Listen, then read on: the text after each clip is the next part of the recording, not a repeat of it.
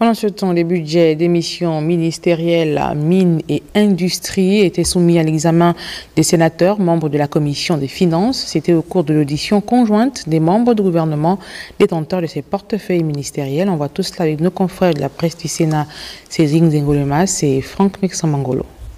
4 milliards 563 664 300 pour le pan mine et 4 milliards 558 843 400 pour le pan industrie. Ce sont les dotations sollicitées par les membres du gouvernement responsables de ces deux départements ministériels au cours de leur audition devant la Commission des finances. Les deux secteurs aux missions quasi complémentaires poursuivent comme finalité en matière de mines la diversification et la valorisation des ressources minières, la gouvernance et la transparence, le développement durable, les partenariats publics-privés, le développement local. En matière d'industrie, le renforcement des mécanismes et des mesures pour une industrie de transformation compétitive, l'arrimage de la transformation industrielle locale aux standards et normes de transformation structurelle durable des économies africaines et mondiales. Comme problématique au centre des préoccupations au cours de cette audition, l'enjeu crucial de la diversification de notre économie, d'où les préoccupations des sénateurs. À quand l'exploitation de Mbanyaka? Et la population de Boumango souhaite que la base vie de cette société-là s'implante à Boumango. Monsieur le ministre de l'Industrie, l'année dernière, vous entendiez développer le tissu industriel national et accroître sa compétitivité. Si cette disposition est mesurable, à quel niveau se situe-t-on? Deuxième question, vous demandez un budget d'investissement de plus d'1 milliard. Pour faire quoi exactement? Est-ce pour construire seulement à Ganor? Les membres de la Commission des finances sont à pied d'œuvre pour l'examen des dites sollicitations. Audition conjointe également des ministres des Affaires étrangères et de la réforme des institutions face aux sénateurs membres de la commission de loi. L'un est venu présenter deux projets de ratification quand l'autre défendait la loi d'habilitation. On voit tout cela avec Gervais Fabrice Odjouga et Félix Moudimangoyi. Une fin d'année particulièrement chargée pour les sénateurs de la transition. Partagés entre les travaux liés à l'examen de la loi des finances 2025 et ceux concernant les projets de loi, les sénateurs membres de la commission des lois ont auditionné le ministre des Affaires étrangères qui a présenté et défendu deux projets de loi. Le premier projet de loi est celui autorisant la ratification de l'accord relatif au service des transports aériens entre le gouvernement de la République gabonaise et le gouvernement des Émirats arabes unis signé le 11 avril 2018 à Abu Dhabi. L'accord relatif au service des transports aériens a pour but de permettre aux compagnies aériennes dûment désignées par les autorités compétentes des deux parties d'offrir les services aériens aux usagers des deux pays sans restriction de provenance, de destination, tout en garantissant le respect des standards internationaux de la sécurité aérienne, de la sûreté et l'application de certaines règles communautaires en matière d'environnement, d'accès au marché et de protection des consommateurs. Le deuxième texte, quant à lui, concerne le projet de loi autorisant la ratification de la Convention de l'Union africaine sur la cybersécurité et la protection des données à caractère personnel. La Convention de l'Union africaine sur la cybersécurité et la protection des données à caractère personnel porte création d'un cadre juridique sur la cybersécurité et la protection des données à caractère personnel à tous les niveaux, régional, sous-régional et international, en vue de l'édification d'une société de l'information en Afrique.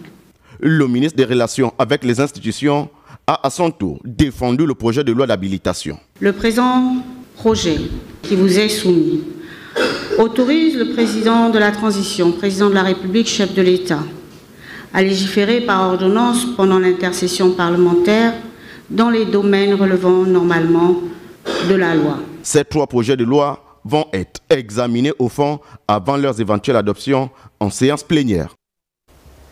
L'autre titre du journal, du 2 au 31 janvier 2025, la révision de la liste électorale en prélude aux prochaines élections dans notre pays. L'annonce a été faite cet après-midi par le ministre de l'Intérieur à la faveur d'un point de presse en présence évidemment de nos reporters Vivine Abessolo et Michel John Bouligan.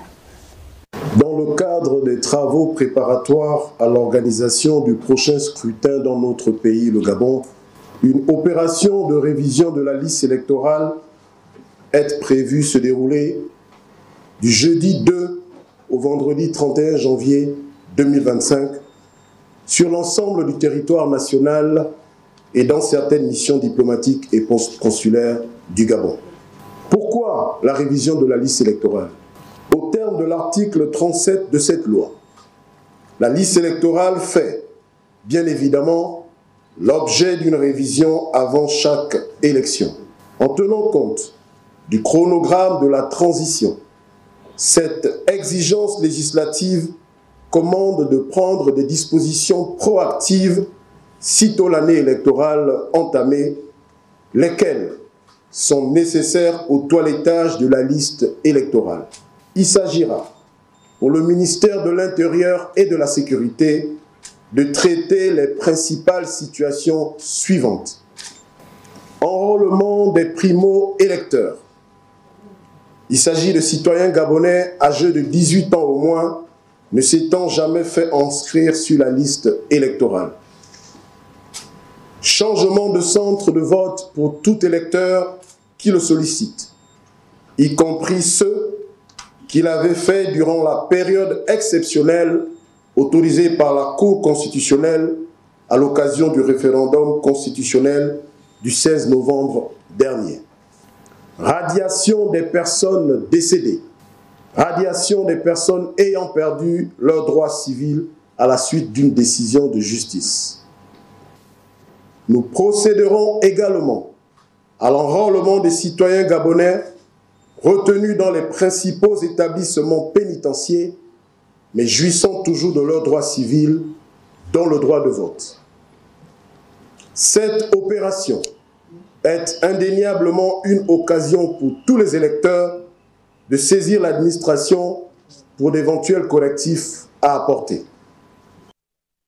Vous suivrez l'intégralité de cette déclaration au cours de nos programmes de ce soir. Et pour la suite, le ministre des Travaux publics, le général de division Flavien Nzengi Nzondu, a effectué une visite inopinée ce matin autour du stade d'Angonje, où un cratère s'est formé non loin du lycée de l'excellence construit par le CTRI. Par la même occasion, il s'est rendu sur les lieux où les travaux du bassin versant Terre Nouvelle se poursuivent malgré la récidive incivique d'une compatriote qui refuse d'être déguerpie. Les détails avec Cyril Bertrand Galéco sur les images du service de la communication du ministère des Travaux publics.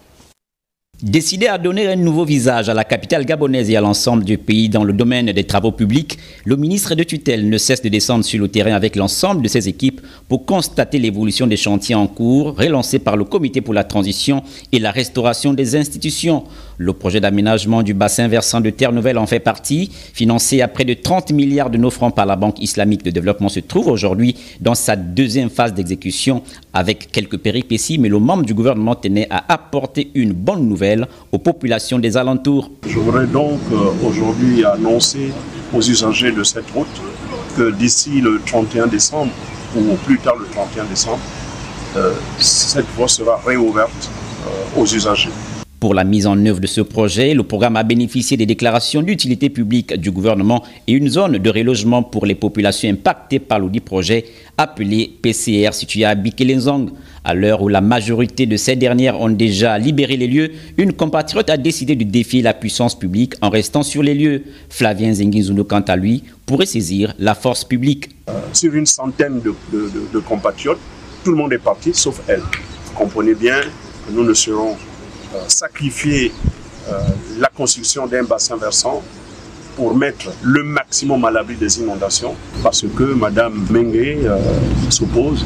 Pour l'autorité de l'État, c'est un petit problème. Elle sera déguerpie.